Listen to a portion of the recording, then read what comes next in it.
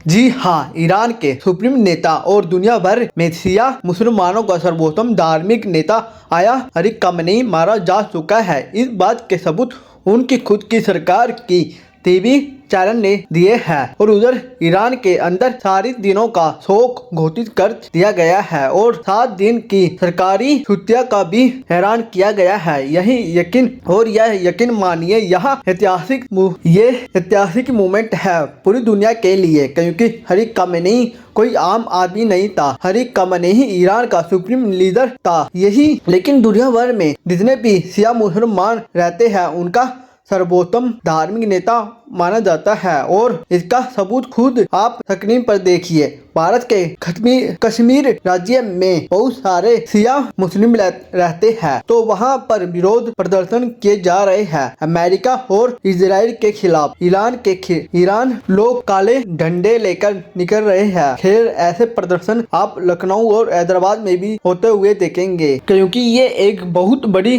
घटना है। अली खamenei 35 साल तक जिसने ईरान पर राज किया और शासनकाल के दौरान अमेरिका से 7 राष्ट्रपति आए, सातों के सातों ने मारने की कोशिश करी और सातों विफल रहे। डोनाल्ड ट्रंप को सफलता मिल गई। कैसे मारा अली खamenei को स्क्रीन आप देखिए। ये वो कंपाउंड है जहां आयतुल्ला अली खamenei अपने तमाम जितने भी करीबी लोग हैं उनके साथ जमीन की गहराई में एक बंकर के अंदर से ऑपरेशन कर रहे थे।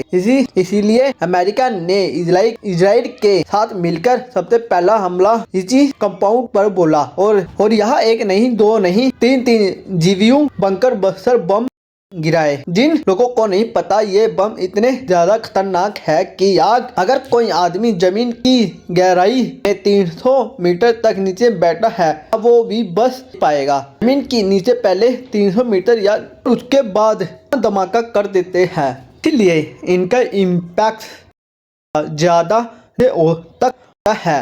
खुद ओलंपिक में 100 मीटर की है, यहाँ 300 मीटर या जमीन के नीचे अंदर तक जाता है। इसलिए आप चाहे कितने भी गहरा यहाँ पर बंकर कहीं ना बना ले, कहीं भी छुप ले, इससे बच पाना असंभव है। अली खamenei यहाँ पर जरूर रहे, लेकिन इजराइल इंटेलिजेंस को उनकी जानकारी थी, इसलिए पहला हमला होते ही 3 यहाँ पर बंकर बस्टर बम गिराए गए और इसी हमले में अली खamenei, उनकी डॉटर इन लॉ, उनके सन इन लॉ, जो उनके करीबी 3 से 4 रिश्तेदार थे, सब के सब एक झटके में मारे गए। हालांकि ईरान ने इस खबर को छुपाया, क्योंकि उन्हें उम्मीद थी कि हमारा बंकर बहुत गहराई में है, क्या पता अली खamenei वहाँ सुरक्षित हो, इसलिए कल दोपहर से वहाँ मलबा उठाने में लगे हुए थे। लेकिन कल रात देर करीब 12 बजे के करीब उन्हें अली खamenei की उनकी रिश्तेदारों की लाश मिली, जिसके बाद डोनाल्ड ट्रंप ने भी ऐलान किया, नेतन्याहू ने भी ऐलान किया कि और अंत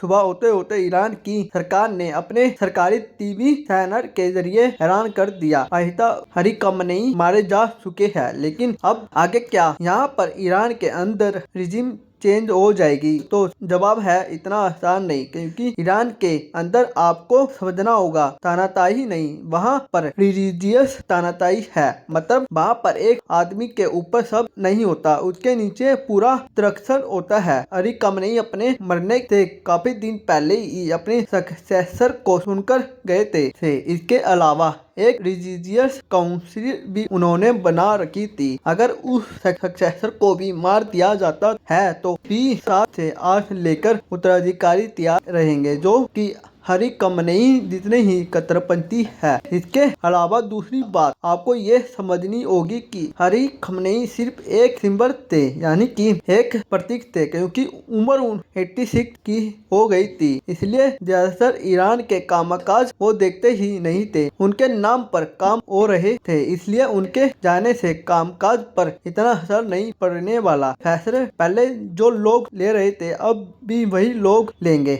इसलिए वह लोग जो कह रहे हैं कि ईरान में अब रिजिम चेंज हो जाएगी, वहां पर अमेरिका समर्थित सरकार आ जाएगी, ट्रंप का कोई समता बिता दिया जाएगा, तो इतना आसान नहीं है। और जैसा कि आप स्क्रीन पर देख सकते हैं कि आज सुबह ईरान के राष्ट्रपति ने ऐलान भी कर दिया है, ऑलरेडी हमारी प्रक्रिया शुरू कर दी गई है अयातुल्ला अली खamenei के उत्तराधिकारी के घोषित करने की।